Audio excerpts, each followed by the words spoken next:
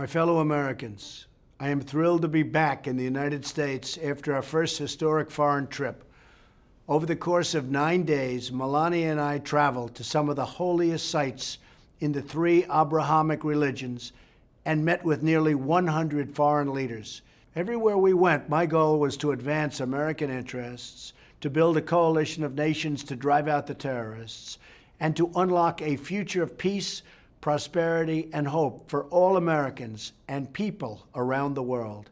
In Saudi Arabia, I was honored to participate in a historic summit with the leaders of more than 50 Muslim and Arab nations, where King Salman and many other leaders expressed their desire to take on a greater role in defeating terrorists who murder innocents of all faiths.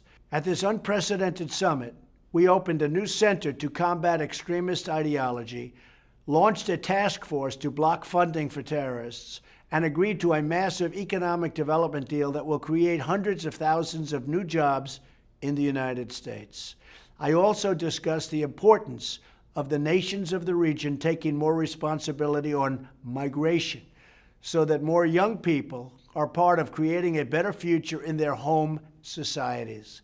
From Saudi Arabia, I traveled to Jerusalem, where I reaffirmed the unbreakable bond between the United States and Israel.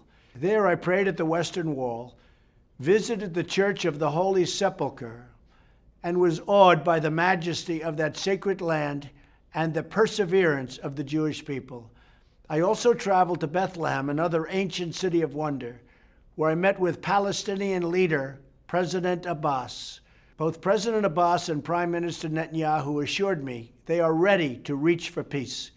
From Israel, I traveled to Italy, where Melania and I were greatly honored to visit the Vatican and meet Pope Francis. He was really wonderful, a great guy.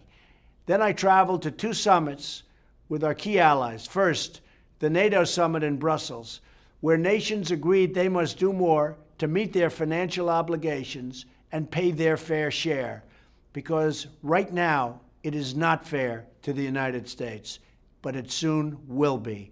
Next, I attended the G7 summit in Italy, where we worked to improve coordination on shared security threats, achieve more fair trade that gives workers a level playing field, and agreed on the goal that refugees should be resettled as close to their home countries as possible so they could be part of the future rebuilding.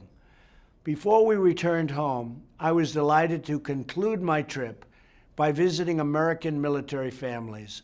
Unbelievable people, the true source of our strength. We will always protect those who protect us. Our first foreign trip was full of historic and unprecedented achievements. Joined by many old and new friends, we have paved the way for the new era of cooperation, one that calls upon each nation to take more responsibility to bring peace to their people, one that works together to defeat the scourge of terrorism and deliver hope to all of God's children, and one that protects American interests so we remain a strong and prosperous nation, strong and prosperous like never before, and a beacon of freedom and opportunity for many years to come. Thank you, God bless you, and God bless the United States of America.